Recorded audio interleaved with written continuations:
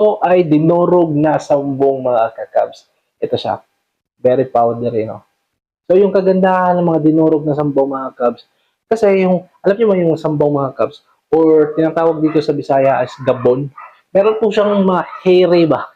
Pag dahon, meron siyang parang mga balahibo. So, make sure, pag nag-grind kayo, kailangan isala yan para yung mga circle-circle, parang nagiging molds, pero hindi siya molds, merong hairy talaga yan sa sambong. Kailangan natin talagang isala yon para yung mga molds pwede pa siyang ganito. So, alam niyo ba yung sambong mga cups, good for UTI, support UTI, support kidney stones, and also good for kidney as well. Ang kagandahan niya magsambong mga cubs is lahat ng excess of water galing sa ating katawan, galing sa kidney, or lahat ng excess salt na merong hindi nalalabas katawan, kailangan mailabas nito yung sambong.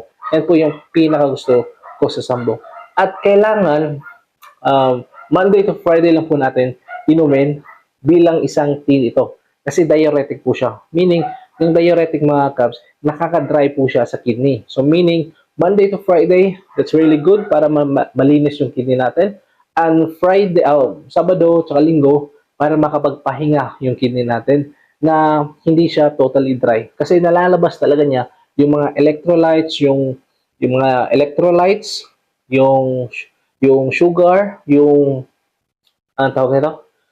Excess salt or excess water sa katawan natin. So, pag nalalabas lahat ng yun, magiging dry po yung kidney natin at hindi po siya maganda. So, this is really good na Monday to Friday lang inumin natin as tea. Then, pahinga natin yung kidney natin 2 days. Then, kinabukasan o next week na naman pwede para mapalinis po siya. So, if you like this kind of content, don't forget to share this video to your family and friends. Have a great day. Bye.